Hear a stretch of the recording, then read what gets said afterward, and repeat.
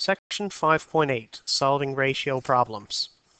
The thing to remember about ratio problems is that you need to use proportions and solve for what you don't know. In other words, you're going to end up writing equivalent ratios, and you're going to have to try to figure out what times by what to give you something else. I'll show you a bit more clearly now on the next page. Here's what we have here. In a box of red and blue marbles, the ratio of red marbles to blue is 3 to 4. So for every 3 red marbles, there's 4 blue ones. So if there's 48 blue ones, find the number of red ones. So here's what we've got. I'll move him over here. We know that we've got to keep, for every 3, we need 4 blue ones. Now, we know that we want 48 blue ones.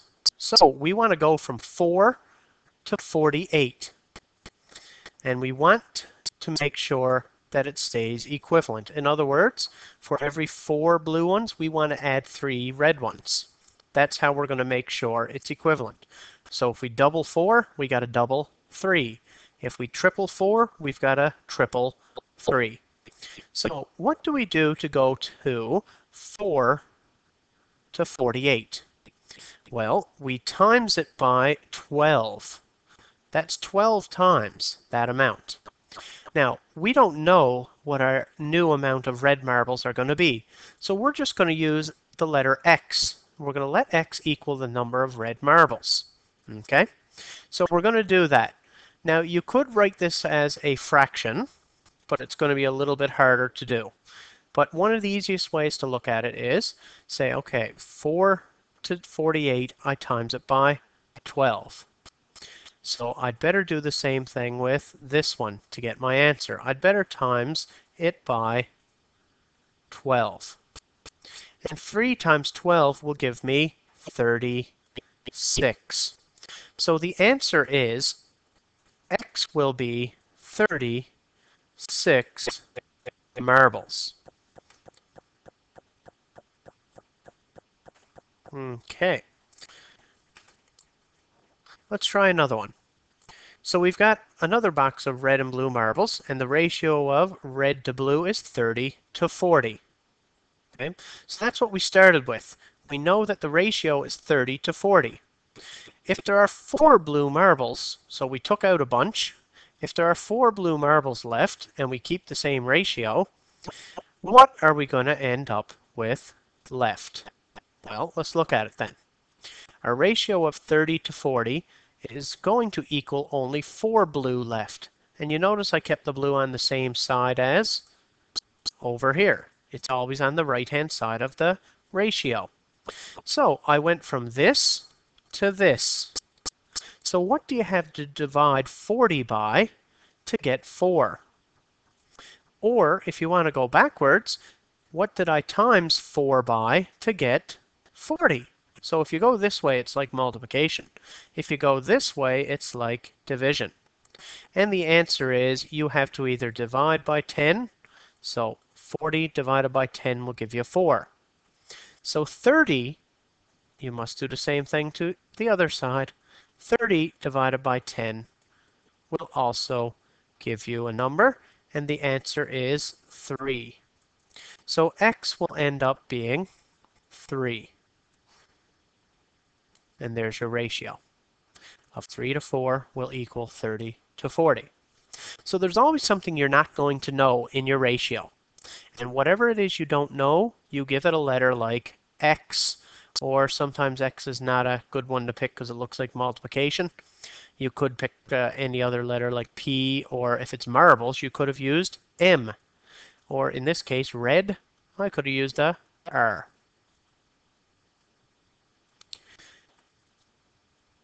Section 5.9, Exploring Rates. Finding the unit rate. What we're trying to do here is to find out per 1. In other words, the unit rate means per 1 usually, or per 1 unit. For example, I could say kilometers per hour.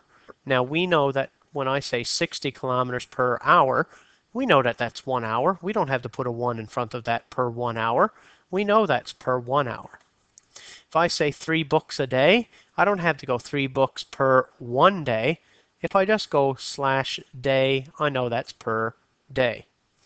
Or you might see it like this, $5 per pound. And there's the LB is the short for pound. So I'm going to pay $5 per 1 pound.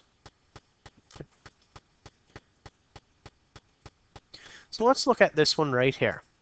We've got Leo, who types 180 words in 3 minutes. We want to know what it is per minute.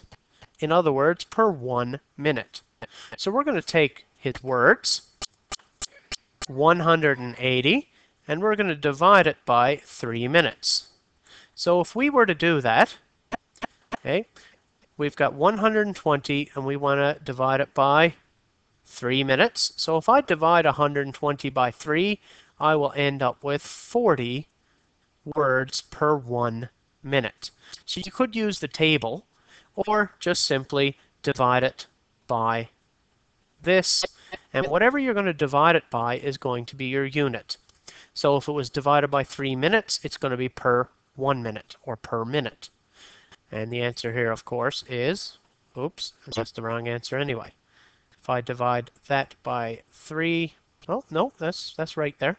But in this one here, the answer is going to be 60, because 180 divided by 3 is going to be 60 words per minute. And that's per 1 minute. So if I divide it by minutes, it's going to be per minute. If I divide it by hours, it's going to be per hour. If I divide it by pounds, it's going to be per pound.